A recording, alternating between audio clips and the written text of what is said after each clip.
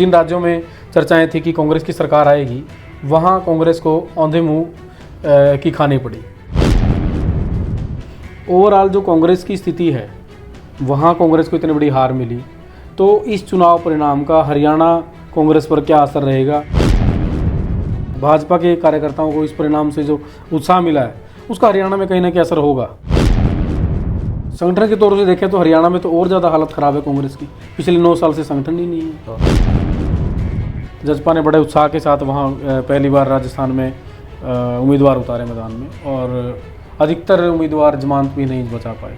कहाँ देखते हैं क्या असर रहेगा हरियाणा में? तो ये जो परिणाम आया है, आम आदमी पार्टी की स्थिति कहाँ देखते हैं हरियाणा में? आने वाले टाइम में क्या सिनेरियो रह सकता है? इस चुनाव परिणाम के बाद आपको लगता नहीं कि एक तो भाजपा को जो छोड़ने का मन बना रहे थे, उन नेताओं को ब्रेक लगाना पड़ेगा? 3 दिसंबर को 5 राज्यों के विधानसभा चुनाव के परिणाम के बाद पूरे देश में एक राजनीतिक चर्चा चल पड़ी है कि पूरे देश में राजनीतिक चर्चाएं जोरों पर हैं। इस विधानसभा चुनाव से पहले चर्चाएं कुछ और थी, परिणाम कुछ ऐसे आए कि हर आदमी उससे चौंक गया है। राजनीतिक पंडितों के अनुसार ये परिणाम चौंकाने वाले हैं। इन परिणामों का देश में और हरियाणा की राजनीति पर क्या असर होगा, इसके संबंध में हम बातचीत करेंगे कैथल में राजनीतिक विज्ञान के सेवानिवृत्त प्राध्यापक डॉक्टर CB सैनी जी से। उनसे चर्चा करेंगे कि इन परिणामों का हरियाणा पर क्या असर रहेगा। सर नमस्कार। नमस्कार। कैथल खबर के श्रोताओं को नमस्कार। सर 5 राज्यों में विधानसभा चुनाव हुए हैं और उसमें भारतीय जनता पार्टी ने उम्मीदों से ज़्यादा बेहतर प्रदर्शन किया है और कांग्रेस बुरी तरह से हार गई है। जिन राज्यों में चर्चाएं थी कि कांग्रेस की सरकार आएगी, वहां कांग्रेस को औंधे मुंह की खानी पड़ी। आप क्या सोचते हैं, कारण क्या रहा? कांग्रेस को इतना बड़ा झटका क्यों, उसका कारण क्या रहा?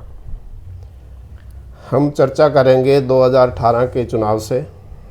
2018 में जब ये चुनाव हुए इन्हीं स्टेट्स में, तो हमने देखा उस समय कि राजस्थान, मध्य प्रदेश और छत्तीसगढ़ में कांग्रेस की सरकार का गठन हुआ जी।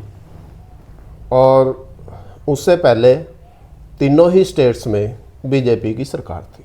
ठीक। हालांकि बाद में दल बदल की राजनीति के कारण मध्य प्रदेश की सरकार टूट गई और वहां पर बीजेपी की सरकार का गठन हुआ। अब 2023 में जो चुनाव हुए, हम एक एक स्टेट की बात करें तो सबसे पहले तो हम बात कर लें छत्तीसगढ़ की।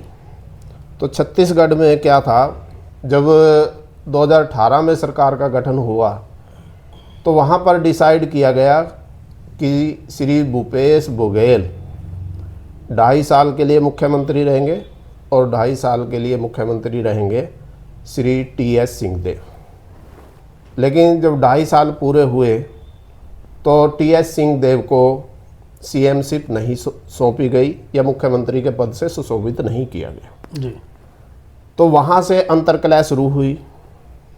और मैंने कांग्रेस में देखा है, आमतौर पर जहाँ पर सत्ता में होती है वहाँ पर अंतर्कलह हमें निश्चित रूप से देखने को मिलता है, क्योंकि जो भी व्यक्ति CM के पद पर आता है वो आमतौर पर नीचे वाले सभी नेताओं को, यानी जो उसके नीचे काम कर रहे हैं, उनको काटने की कोशिश करता है। उनको कोई मान सम्मान दिया जाना चाहिए, वो देने का प्रयास नहीं करता। तो कांग्रेस में एक तरह से वहाँ फूट एक बड़ी कारण उनका रहा, हार का। फूट भी एक कारण रहा और अति आत्मविश्वास भी एक कारण रहा, क्योंकि शुरू से ये कह रहे थे और बीजेपी भी ये मान के चल रही थी कि शायद छत्तीसगढ़ में हमारी सरकार नहीं बनेगी जी।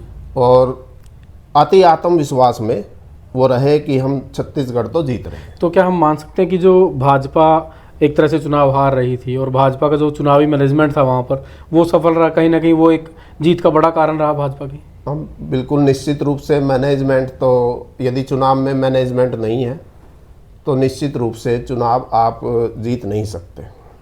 और पुराने समय से ये कहा जाता रहा है कि चुनाव एक रेत की दीवार होती है, वो किसी भी तरफ गिर सकती है। यदि आप प्रॉपर मैनेजमेंट नहीं करोगे तो निश्चित रूप से असफल हो सकते हैं। कांग्रेस के दृष्टिकोण से हम देखें तो तेलंगाना में एक तरफा कांग्रेस की सरकार आई है और उनका कोई विवाद भी सामने नहीं आया।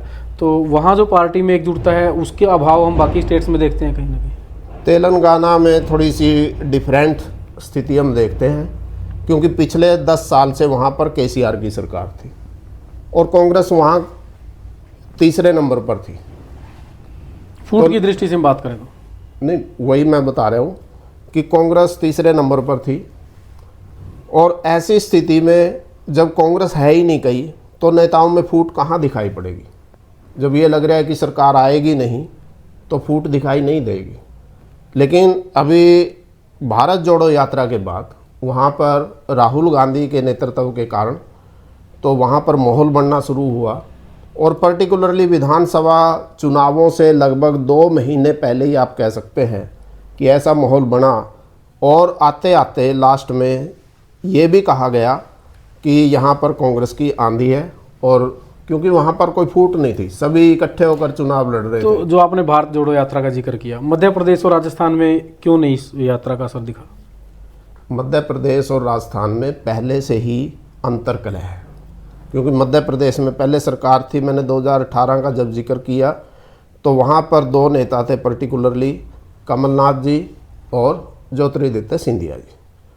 तो जब कमलनाथ जी सीएम के पद पर सुशोभित कर दिए गए तो उसके बाद वहाँ पर भी सिंधिया जी को कोई विशेष वेट नहीं दिया गया, विशेष वजन नहीं दिया गया, विशेष पद नहीं दिया गया, ना तो उन्हें अध्यक्ष बनाया गया, ना डिप्टी सीएम बनाया गया।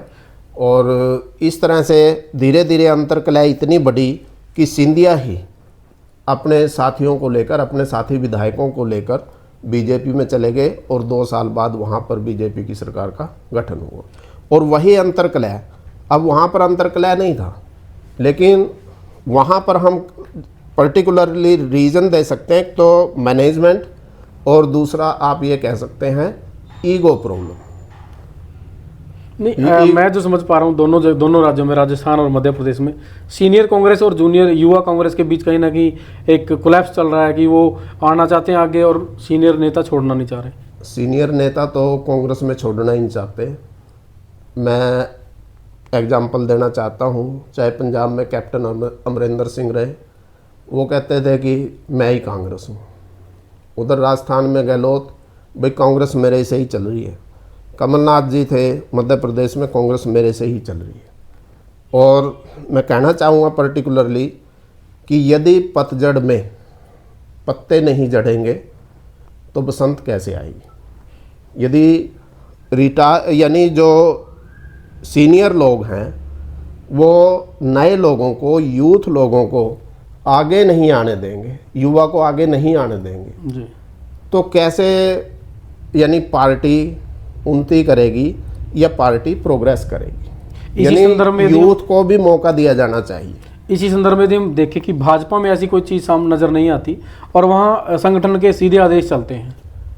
भाजपा की जब हम बात करते हैं तो भाजपा लगभग 10 साल से सत्ता में है, और जो सत्ताधारी दल होगा वहाँ पर आदेश निश्चित रूप से चलते हैं, चाहे वो कांग्रेस पार्टी सत्ता में रही है, चाहे बीजेपी पार्टी सत्ता में रही है, वहाँ पर अनदेखी नहीं होती। ऊपर से जो आदेश जारी कर दिया आमतौर पर उसको फॉलो किया जाता है। यहाँ मैं आपसे एक बात और चर्चा करना चाहूँगा कि हरियाणा में, इसके बाद हम चर्चा करेंगे, जो ओवरऑल 5 राज्यों में चुनाव हुआ उसमें एक बात अब की बार सामने आई, एक नारा था मोदी की गारंटी, और दूसरी तरफ राहुल गांधी ने भी चुनावी रैलियां की हैं। दोनों नेताओं में कहीं ना कहीं आप मानते हैं कि मोदी की बात जनता तक पहुंची सफलतापूर्वक और राहुल गांधी की बात नहीं पहुंच पाई? कारण क्या मानते हैं? मोदी मैजिक है अभी? निश्चित रूप से मोदी मैजिक तो है ही है, लेकिन इसके साथ साथ मैं ये भी कहना चाहूँगा कि एक जो प्राइम मिनिस्टर है और एक उस पद तक अभी पहुँचे नहीं है, तो उन दोनों की बात में जो वज़न है थोड़ा सा उसमें डिफरेंस आएगा ही आएगा, क्योंकि एक तो सर्वोच्च पद पर बैठे हुए हैं और एक विपक्ष की पार्टी का नेतृत्व कर रहे हैं, तो निश्चित रूप से बात का जो वेट है वो विपक्ष वाले का कम आएगा। तो कहीं ना कहीं हम मानते हैं कि मोदी की जो गारंटी बात आई है इन चुनाव में उसका बड़ा असर देखने को मिला इन राज्यों में। हाँ, निश्चित रूप से ज़्यादातर जो चुनाव हुआ, यानी पहले हम क्या देखते थे कि जो प्राइम मिनिस्टर था स्टेट्स के इलेक्शन में बहुत कम रैलियां करता था जी, 1 या 2 या 3 रैली कर दी अलग अलग यानी क्षेत्र में।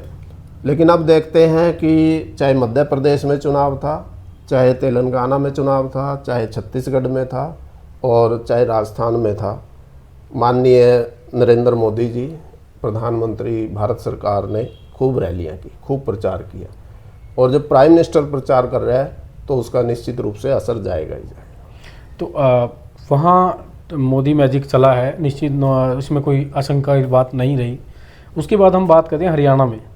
इन ओवरऑल चुनाव से पहले हरियाणा का जो राजनीतिक माहौल था और उसके 3 दिसंबर के बाद आज हम जब देखते हैं तो हमें काफ़ी कुछ बदलता हुआ नज़र आ रहा है। चर्चाएं हरियाणा मंत्रिमंडल में बदलाव होगा और जजपा इलेक्शन लड़ने वहाँ पर गई थी, जजपा को लेकर के तरह तरह की बातें आ रही हैं। तो आपसे मैं जानना चाहूँगा कि ओवरऑल जो कांग्रेस की स्थिति है, वहाँ कांग्रेस को इतनी बड़ी हार मिली, तो इस चुनाव परिणाम का हरियाणा कांग्रेस पर क्या असर रहेगा? हरियाणा कांग्रेस की जो कई बातें थी कि चुनाव में सत्ता में आएंगे, हरियाणा में विधानसभा चुनाव में, अब सिनेरियो क्या समझते हैं, क्या है?